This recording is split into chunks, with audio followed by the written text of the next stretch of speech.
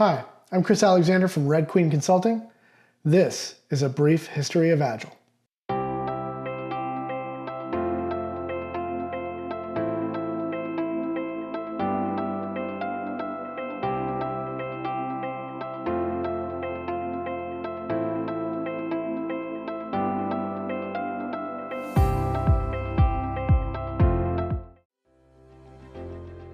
Our learning objectives for today, we want to explain the precursors to Agile, the pre-Agile movements and approaches that were out there, the moment the Agile Manifesto was created and what that means, its components, the post-Agile Manifesto landscape, quick overview and look there. We want to explain the current state of the Agile industry, and we're going to finish up with some definitions and the differences between capital A Agile, little a Agile, and agility. Let's get started. So in this first section, we're going to talk about the precursors to the Agile movement. And really we're talking about the history of what became project management, traditional or waterfall project management as it's also called. And really it starts in the 1800s in the field of what came to be called scientific management.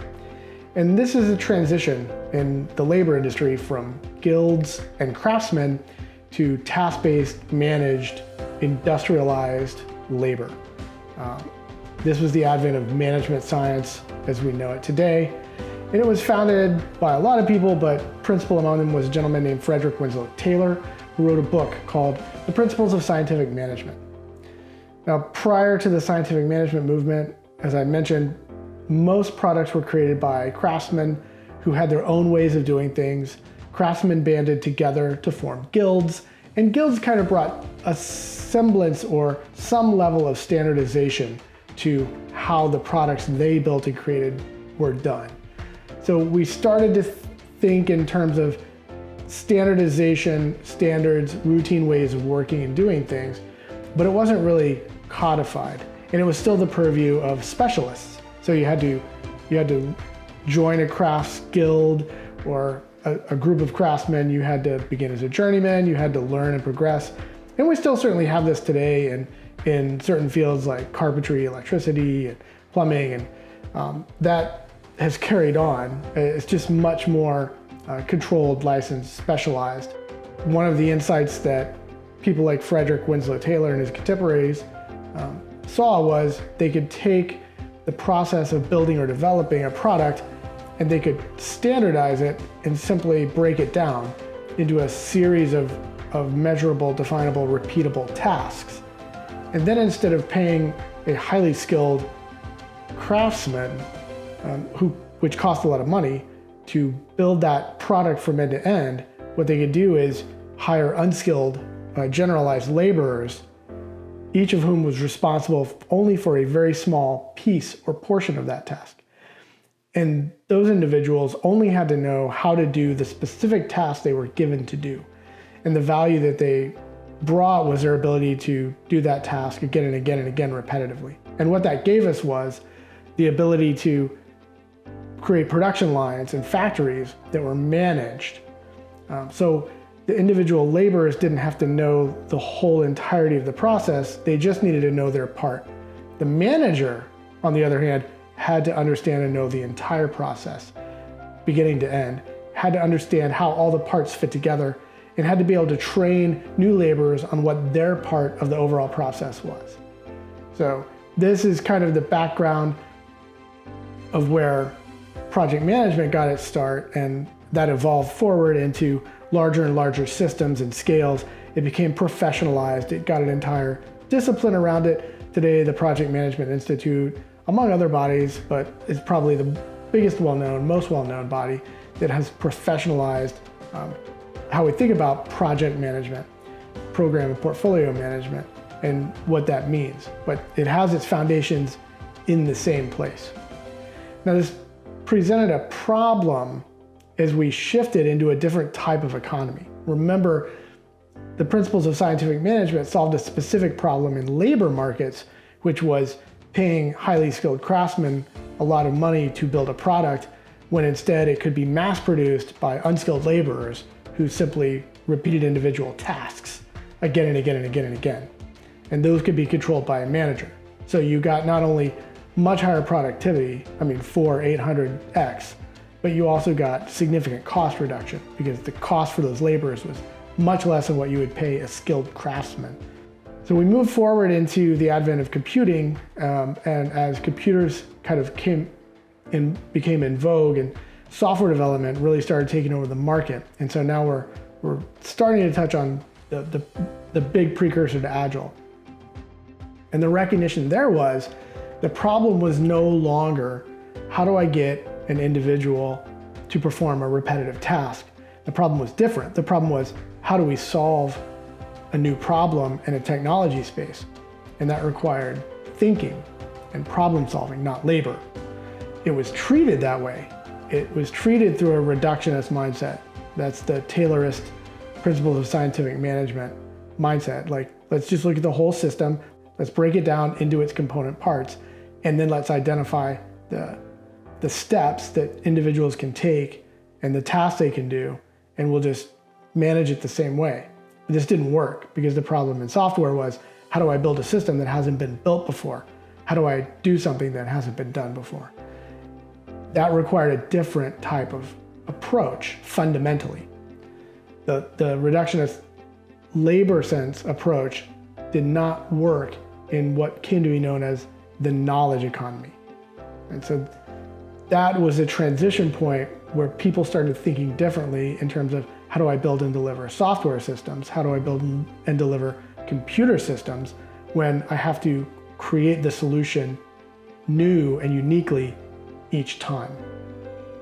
And that moved us into kind of the pre-Agile landscape and the advent of what came to be known as the Agile movement. So now we'll talk about, as people were trying to solve this problem, what did that give rise to? What were the ways in which they tried to approach those solutions? Because remember, you now have the advent of computers. Personal computers were becoming a thing. Corporations had access to computers and computer power. You didn't have to build giant mainframes anymore. So this problem became much more ubiquitous. And traditional project management approaches to building and delivering computer and software systems were failing. And the industry was looking for a better way to build and deliver solutions using software. And there were a lot of different processes and systems that were being trialed. One of the earliest was actually what was an early form of Scrum run by Jeff Sutherland. He talks about it in his book. In the early 1980s, building and delivering one of the first ATM network, automated teller machine networks. That was a significant challenge. And he used a form of Scrum, which is an Agile framework. We'll talk about that in a minute. He used a form of Scrum to build and deliver the first successfully. So as we move through the 80s into the 90s, Alistair Coburn at IBM had developed a series of frameworks called the Crystal Method, or the Crystal Frameworks, and they had different levels of what he referred to as hardness and different colors. And that was based on how big the project had to be and how critical the systems were. So things like pacemaker technology, or things that would, if they failed, could endanger life, those had to be the hardest. So they had to have the most robust controls and the most robust and resilient systems, and had to go through the most hardening. So he called that the Crystal Framework. There was also the Rapid Unified Process Framework, started by Scott Ambler. He would progress that over time, and it would become what is today Disciplined Agile. There was also Dynamic Systems Development Method that was brought out, or DSDM as it's normally referred to, in 1994 by a consortium of companies that included American Express, Oracle, British Airways, and others. And they were also trying to solve the same problem. What is a better way to manage how we build and deliver software? The first Scrum teams with Jeff Sutherland and Ken Schwaber were formed around 1993, and they were piloting and working on them. Scrum was introduced through a paper delivered at a conference in 1995. And that's kind of what we call the birth of Scrum. It really existed before that, but that was its introduction broadly across industry. And that'll be important. We'll come back to it in a little bit. At Chrysler, Kent Beck was pioneering a system called Extreme Programming. He used that on the Chrysler payroll system. That project ultimately was not successful, but the methodology was, and he carried that forward, and it's still in use in a lot of places today, like Scrum. There's also feature-driven development, or FDD. That was first around 1997 by Jeff DeLuca working in a bank in Singapore. It's another framework that's still used in pieces today. So a lot of these frameworks shared a lot of common things. We'll talk about that in a second. And a lot of them borrowed concepts for each other or merged and used different pieces of other systems. And then again, I mentioned discipline agile delivery that came back about in the late 90s. That was the maturation of the rapid unified process from Scott Ambler. And it's still around and is actually owned today by PMI, the Project Management Institute, is their agile kind of framework that they promote and use. So these systems were all kind of out there in the ecosystem prior to the advent of what we know and what we call Agile. This was people trying to solve a problem that had existed and persisted in software and hardware development due to the transition in industry from a labor economy to a knowledge economy. So this brings us to the point at which Agile entered the lexicon that we know today, and that was because of a meeting in 2001, February 11th to 13th, in Snowbird, Utah. So where a whole bunch of these people we just mentioned got together, and they wanted to talk about what is it that we're doing, what do we all have in common. They were really trying to consolidate this movement together. And out of that meeting, what they created was the Manifesto for Agile Software Development, or known more shortly, the Agile Manifesto. You can still find this online today, agilemanifesto.org, still exists. And all the Agile Manifesto was, and I'm saying all it was, took them a couple of days to consolidate around this idea. But the Agile Manifesto is simply a set of 4 values and 12 principles that kind of provide an umbrella foundation that create a common way of thinking about all of these approaches that everyone was using. So these 4 values are the most important. And the values simply kind of identify what they're trying to achieve with their frameworks in comparison to the way things had been approached through traditional management. And they're set as overs. So there's values on the left, values on the right. And they're not saying that the values on the left are the only thing to prioritize. They're just saying when there's a contradiction or when there's a challenge, we try to pay more attention or value the items on the left more. So the first one, we value individuals and interactions over process and tools. But again, doesn't mean process and tools are not important. It just means the process and the tooling should support the individuals and the interactions, the people and the way that they work. So we don't say, well, what's the right tool? Okay, everyone, we have to use this tool.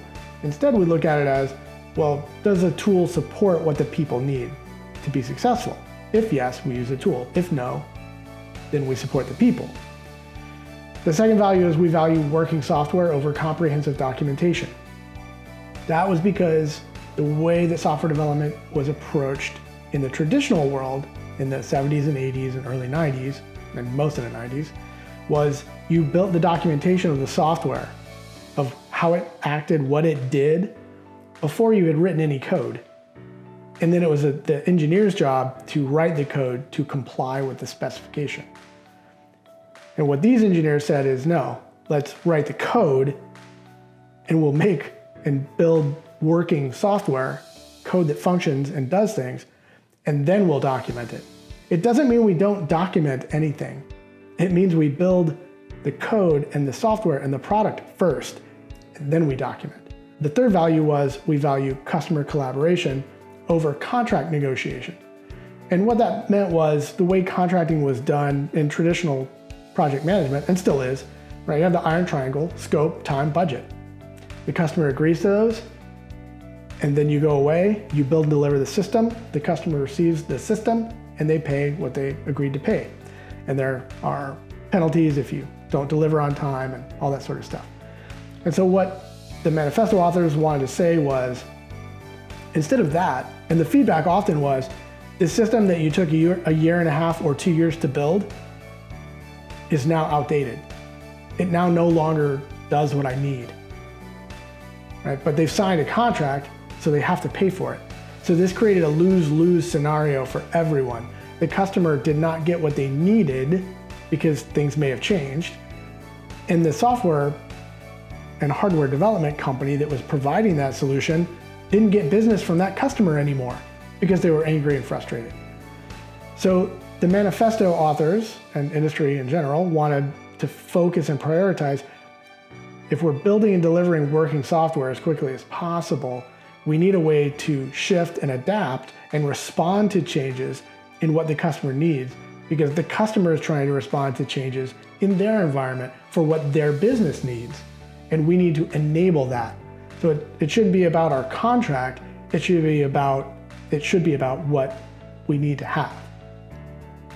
And that goes to the fourth value, which is we value responding to change over following a plan. Because we need to collaborate closely with the customer, we want to be able to respond and adapt quickly, not follow the plan. The value of a plan is the planning that goes into it, the learning that you discover through building the plan. Once it's built, you have to be able to adapt and shift away from it because things and circumstances change.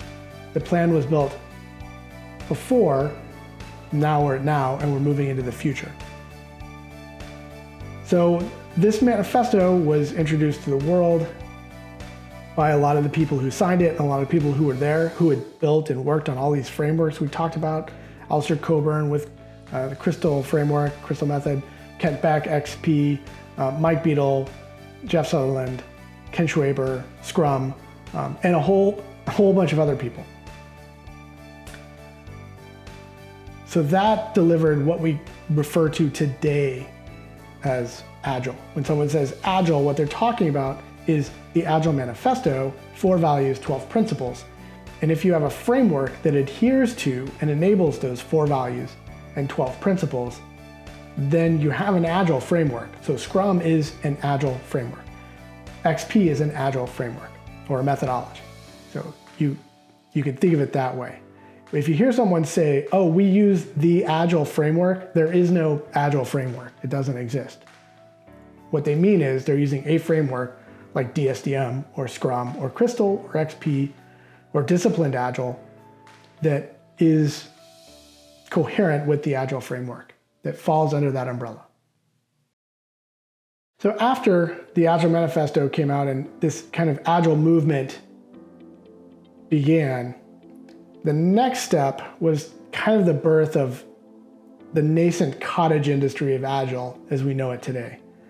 There were a couple of nonprofits stood up by a lot of the people who signed the Agile Manifesto because they wanted to create a methodology through which people could be certified in various Agile frameworks. Scrum was the most prolific and began with the Scrum Alliance, which was a certification body, a nonprofit certification body that oversaw the training of people for the different roles in the Scrum framework.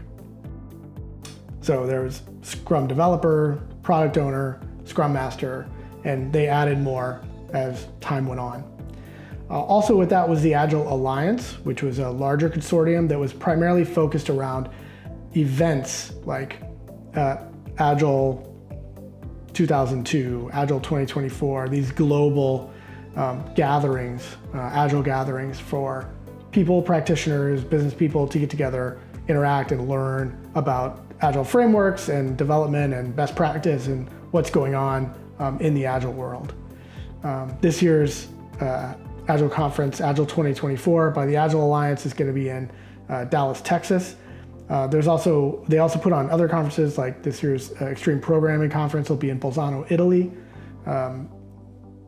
So they're still doing that, and that's kind of where Agile Alliance has fit in. There's other agencies and other groups that also hold Agile events and conferences for different things, but these were kind of the foundational groups that got it started. Scrum Alliance also holds global Scrum gatherings under their umbrella, so people get together to talk about Scrum and Scrum practice and certifications and everything else. So another thing that happened in this post-Manifesto world, along with the beginning of these nonprofit orgs and these certification bodies, was the advent of these scaling frameworks and scaling companies, because most of the frameworks and agile processes and methodologies we've talked about were team level events. And enterprises started to adopt these, and they said, well, we're having a lot of trouble coordinating requirements, efforts across teams. How do we do that? And of course, wherever there's a problem, there's an opportunity, right? So companies began putting together these scaling frameworks that were supposed to address the problem of how do I do team level agile at scale across a large organization.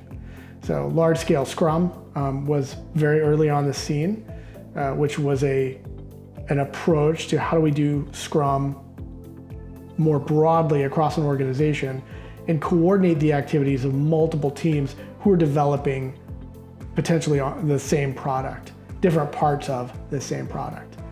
Another early one was SAFe, or the Scaled Agile Framework, which leverages Kanban boards or Kanban approaches to production, as well as Scrum predominantly within its teams, XP, other things, and built a system for managing how product is developed and controlled within a large company, within an organization. There are also, from the Scrum practitioners, Scrum.org and Scrum Inc., Nexus, which is a Scrum scaling framework from Scrum.org, and Scrum at Scale, which is also a Scrum scaling framework from Scrum Inc. And those are from the founders of Scrum, Ken Schwaber and Jeff Sutherland, respectively.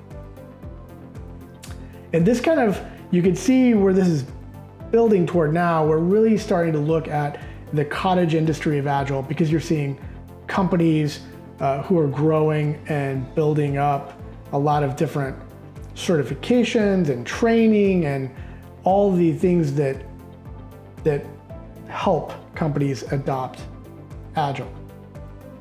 But this is also leading us to the commodification of Agile. We'll talk about that next. So now we'll talk a little bit about the commodification of Agile and how Agile was rapidly now becoming a cost of doing business. So in the early days, Agile approaches gave the companies that adopted them a significant advantage over their peers. And the reason they did that is because as this system was optimized for the development of software in the knowledge economy, the problems that traditional project management had with delivering software solutions could easily be overcome. So Agile projects were much more likely to be delivered successfully, to meet the customer need, and often were delivered with higher value in shorter timeframes. People thought of that as much higher productivity, but there's a debate to be had there. Was it really making teams more productive, or was it just helping them deliver the right value first and soonest? And that meant that it seemed like they were more productive because they could deliver the highest value things first and early, and then move on and continue. And they didn't have to deliver everything, because part of the idea behind Agile, the Pareto principle, the 80-20 rule, is if you get 80% of the value of your solution from 20% of its features, that's the 80-20 rule, then do you really need the other 60-80% of your features? And if you don't, what do you need? We can shift, we can be agile and move on to that. So that all led to a lot of companies, and plus you now have a movement with a lot of supporting players, and you have a whole industry that is pushing this approach and methodology. So that leads to a lot of uptake, and it leads to competition. And obviously, if your competitor is using an agile approach and you are not, that leads you to worry, right? People are always worried about being left behind, not keeping up, and being stuck and outmaneuvered, outperformed, which is a legitimate concern. So there's been a study there's been a survey that's been going on since 2007 called the State of Agile. It's actually since 2006. Was the first State of Agile was 2006. The first one I've got access to is 2007. State of Agile number 2. 1,700 respondents from 71 countries. And we compare that to today. It's still done globally. The last one, the 2023 State of Agile number 17, had about 788 respondents. So it's still very common, still very well known. Interestingly, the top reasons for adopting an Agile approach or pursuing it or using it haven't changed that much. In 2007, the top two were managing changing priorities and accelerating time to market. Again, that's that. Are we really accelerating time to market or are we really accelerating value to market? We are definitely accelerating value to market, which I guess you could argue is time to market. I just fundamentally think of it slightly differently. You can't write more code than you can write, but you can deliver different value. So as we move to today, the top reasons for Agile in the 2023 report were still to prioritize, deliver, and measure value. So that sounds very much like managing changing priorities, prioritize, deliver, and measure value. And then number 2 is accelerate time to market. Still no different. In 2007, State of Agile number 2, the top framework was Scrum. Either Scrum or a form of Scrum, i.e. a hybrid like Scrum blended with extreme programming, accounted for 69% of all the frameworks that respondents said they used. Today, 63%. Scrum is by far and away the most popular, most used Agile framework. And again, it's often blended with other tools and techniques from other frameworks like feature-driven development, test-driven development, XP, extreme programming, and which also is kind of sounds a lot like DevOps nowadays. These things work together very well hand in hand. So it's not that you have to be rigorous and disciplined about following one and not the other. It's again about identifying the processes and tools that will support the people and the interactions that you want. Some other interesting points from the most recent State of Agile. 74% of IT teams are using some form of Agile, 74%. So it's basically 3/4. At this point, we're starting to realize if you're an IT team, IT software, hardware, that is not using some form of Agile, you are probably lagging at this point. You are now going to be behind your competitors who are. So the advent of Agile is now becoming, because it's so well adopted in industry, a cost of doing business, CODB. If you're not using it, you're probably suffering. If you are using it, you're just keeping up now. And along with that, 50% of non-IT teams are also using some sort of Agile methodology. So that's also, I think, probably the more interesting statistic. About half of all non-IT teams. We'll talk later about why you would or would not choose to use Agile on a specific project or initiative. But for now, just know that 50% is about, for non-IT teams, 50% is about the number that's out there. US companies, we don't have global demographics for this, but for the US, about 71% of all US companies are using some form of Agile in their company. And again, not surprisingly, of the respondents at the company level, about 61% of them use Scrum. So 63% of teams, 61% of companies. Comparatively, 64% is the average success rate for projects that use an Agile approach. Now, this is where we start getting into the numbers. It's a survey. What does this really mean? How do you define success? These are good questions. So you do have to take the State of Agile survey with a grain of salt. How psychometrically valid is it? Some very clearly. What process do you use? We use Scrum. Okay, we can trust that. But when they start asking about, oh, how successful are your Agile projects compared to your non-Agile? Well, what do you mean successful?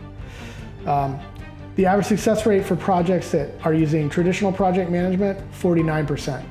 So at least comparatively on the survey, we could say Agile projects, however that respondent is defining success, 64%, traditional management, 49%. So there's still a gap, a disparity, but my question is still, how are we defining success?